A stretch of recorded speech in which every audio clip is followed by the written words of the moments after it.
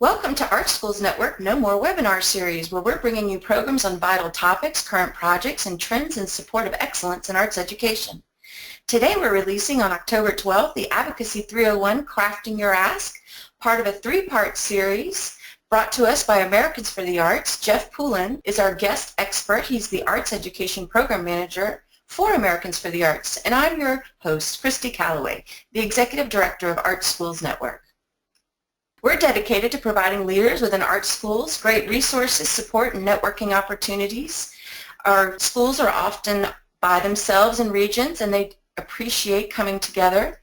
It's quite important that you bring forward some topics that you'd like to see a webinar about, including fundraising, marketing, recruitment. Today it's going to be about advocacy. Again, Art Schools Network is dedicated to art school leaders. We have high schools, middle schools, elementary schools, and others like Americans for the Arts that convene together to share resources and best practices. If you're not a member of Art Schools Network, we'd love for you to join today. As you can see, we have some regions we'd love to insert you into so you can network with your peers. Again, today's networking opportunity is learning from Americans for the Arts about Advocacy 301, Crafting Your Ask. As an arts education advocate, we are all required to advocate for our programs, and we do it all the time. Americans for the Arts does it at a national level to give us resources and tools, and I'd like to introduce Jeff Poulin now. I've had the pleasure of working with this Arts Education Program Manager at Americans for the Arts for the past 5 years, and I can tell you firsthand these resources have come in quite handy. We've had them present at 2 of our conferences, and we're thrilled to have this 3-part series available to all of our members. Jeff, why don't you tell us about Crafting Your Ask? Sure thing, Christy. Thanks so much for having me here today. Americans for the Arts is pleased to partner with Art Schools Network to offer this series of webinars and other programming throughout the year on arts education advocacy. With the 2016 election fast approaching, we'll be focusing on advocacy during a workshop at the 2016 Art Schools Network Conference in Dallas on October 28th. In advance of the conference, we're pleased to share with you these webinars. You can go back and view the previous 2 on influence and advocacy ahead of this one on crafting your ask. Today's presentation should last less than 15 minutes, and viewers are encouraged to continue the conversation in person in Dallas or on social media by following at Americans for Arts or my personal handle at Jeff M. Poulin, which can be located in the bottom right-hand corner of your screen.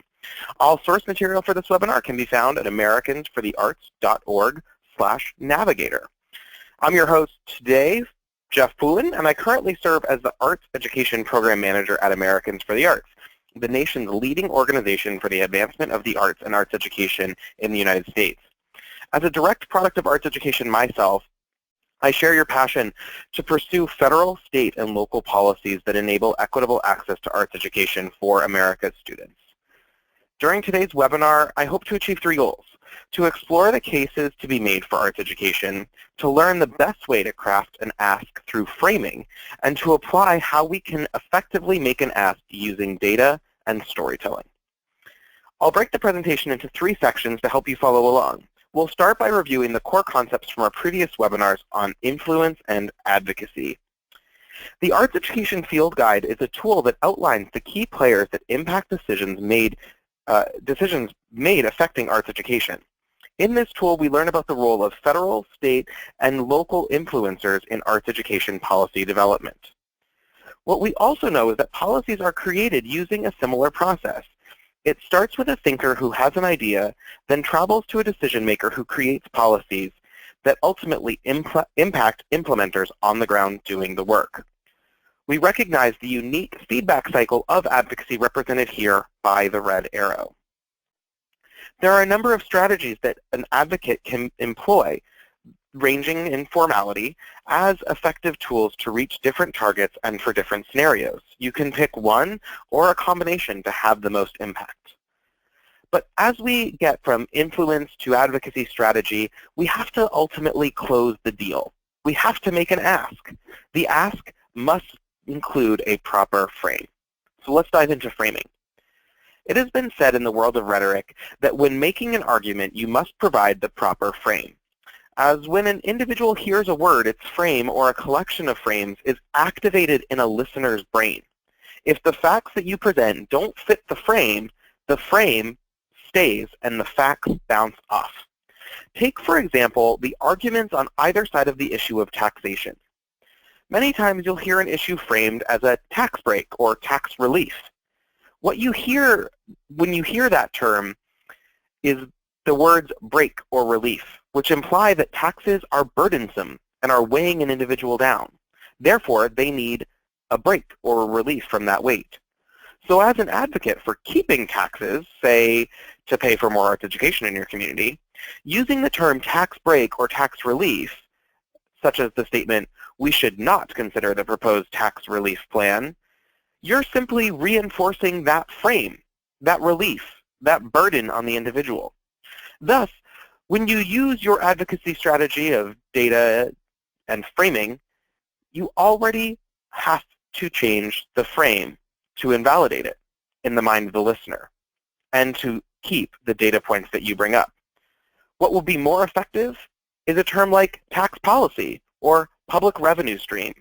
Changing that frame to say, we should consider the new tax policy or the improved public revenue stream to justify our arts education funding. It's pretty easy. There's a quick checklist. Keep it positive, always. Don't adopt a frame in a rebuttal that is used by your opponent.